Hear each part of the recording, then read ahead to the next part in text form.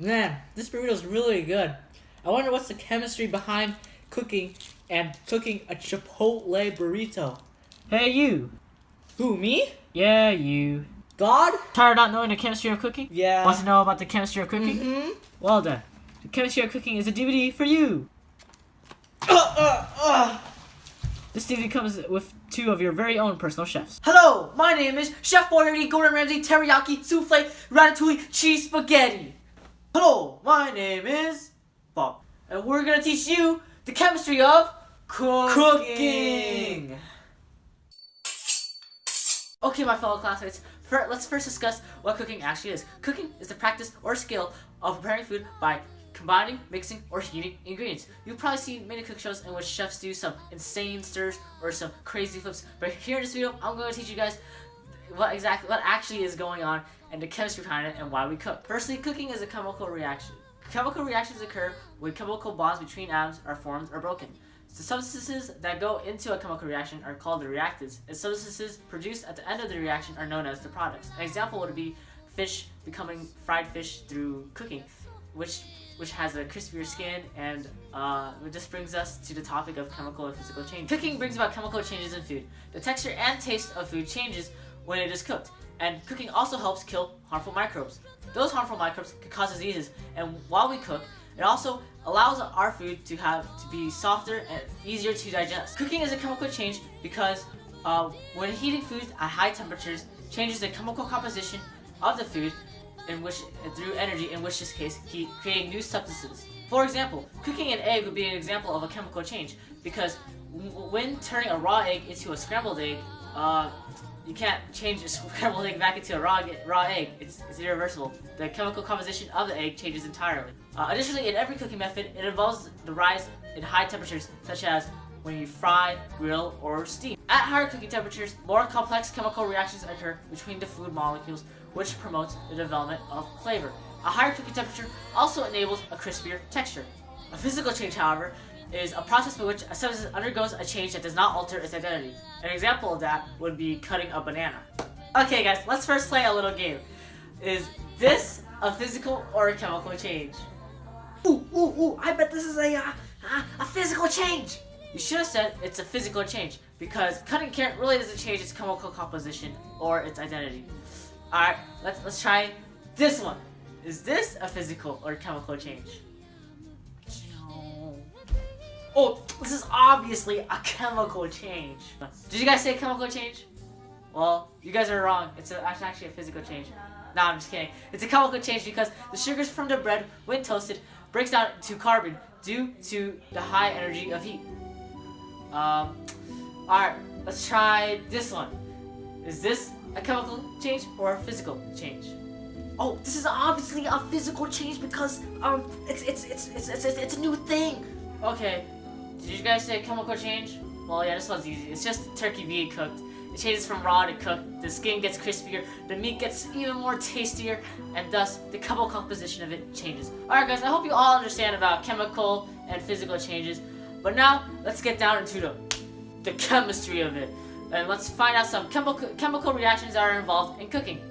So, let's get cooking.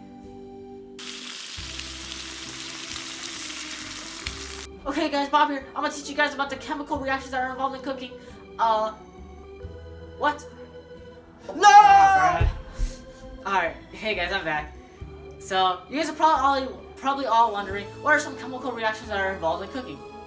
Well, one of the most important and common chemical reactions that are involved in cooking is called the Maillard reaction, or also known as the Browning reaction, which is discovered by French chemist Louis-Camille Maillard. The Maillard reaction is many small simultaneous chemical reactions that occur when proteins and sugars in and on your food are transformed by heat, producing new flavors, aromas, and colors. You've probably all seen the Maillard reaction when cooking steak, when the steak becomes brown. The Maillard reaction creates brown pigments in cooked meat in a very specific way by rearranging amino acids in certain simple sugars, which then arrange themselves in a ring and collection of rings that reflect light in such a way as to give the meat a brown color. The Maillard reaction starts with a somewhat limited set of proteins and sugar molecules, and as these bond and mix over time, more and more new molecules are added to the equation.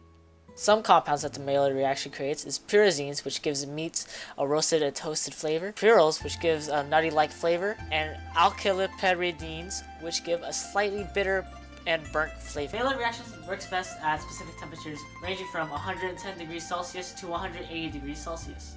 The higher temperature of cooking fat allow browning reactions to occur. The high heat causes the amino acids in the surface of the muscle to create new compounds in the carbonyl group in the carbohydrates in the meat. The new compounds are responsible for the taste that it brings up. However, if the temperature gets way above 180 degrees Celsius, this leads to a new chemical reaction known as pyrolysis, or burnt food decomposing at high temperatures, giving a charred, bitter flavor.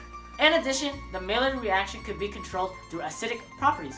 Increasing the pH level of some foods allows for the Maillard reaction to be more efficient and to speed up. An example would be cooking onions and adding baking powder to the onions, which is basic at increasing the pH level of the onions, thus increasing the Maillard reaction speed. Therefore, the Maillard reaction is a series of complex chemical reactions that occur between amino acids and sugars, which ultimately gives us that taste and aroma that we also love when we eat food. Caramelization is another chemical reaction that is involved in cooking and is similar to the Maillard reaction.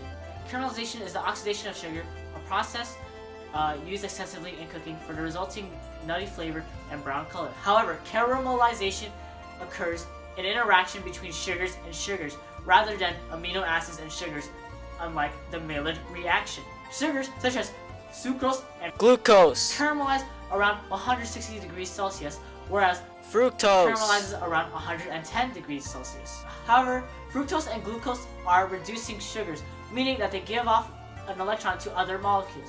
This is similar to an ionic bond in which ions would gain or lose electrons to fulfill their outer shell of valence electrons, in which chemical reactions are all about chemical bonds being formed or broken. As fructose and glucose release their electrons, they become new compounds that give us the brown color of caramelized food and the flavor. Some compounds that come would be diacetyl, which gives us a buttery flavor, and furan, which gives us a nutty flavor in caramelized food. Some foods that you guys could try to caramelize would be carrots or onions. So you guys know when you guys marinate foods, right, and it makes your foods taste so much better? Well, I'll teach you guys why. You see, marination is the process of soaking foods in seasoned, often quite acidic liquid before cooking. Let me do this one. Hey guys, Bob here.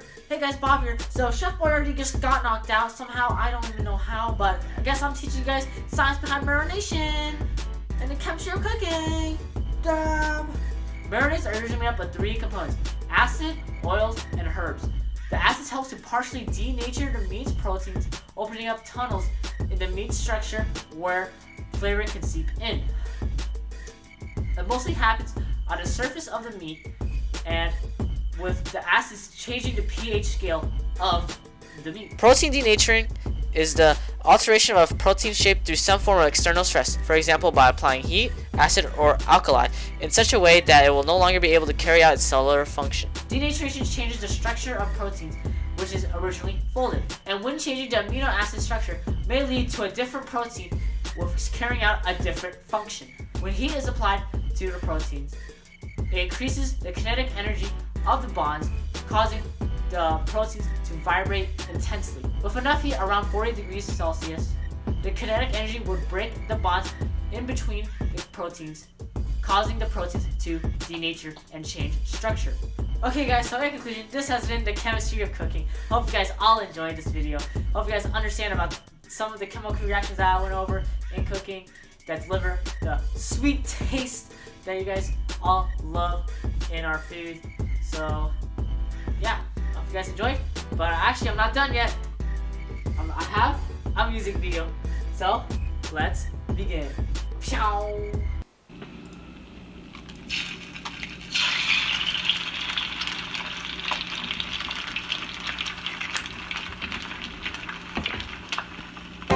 Yo, Mr. Smith, this one's for you. I'm not a rapper, but it's the chemistry of cooking. Here we go. Humans started cooking about thousands of years ago. They smashed rocks, grabbed sticks, cooked some potatoes, hunted big animals and put them on the stove, obtained cooked flesh, then grew a green garden grove. Hey, you know the rules for reactions. First is our reactant, then second comes the product. Energy is needed to change the structure of atoms between elements and molecules. They react and bond. Cooking is a reaction taking forms and beyond. So many ways of cooking like a phenomenon. Frying, steaming, grilling, so many morphs to spawn. We straight cooking heat until the end of late dawn. Foods go to chemical reactions and change. Atomic properties and structures don't stay the same. All these substances are called macronutrients like fats, proteins, and carbohydrates. Some fats are good, some fats are fat. Saturated and unsaturated, what is that? Chemical reactions happen frequently in cooking. The Maillard reaction, don't be overlooking. Marination enriches the flavor of the meat. Denaturing the proteins, let the flavor seep. Salt and pepper, ingredients for a supper. Eating of these compounds will make you suffer. These chemical reactions behind all foods of taste. For smell, texture, don't let it be a waste. Bet Gordon Ramsay ain't teaching you these things, but when it comes to chem reactions, is he your king? When meat is being cooked, make sure there ain't no moss, cause if there is, he'll shout, where is the lamb sauce? Please remember that cooking is the form of chemistry. You're the scientist in your kitchen, astronomically, for real though.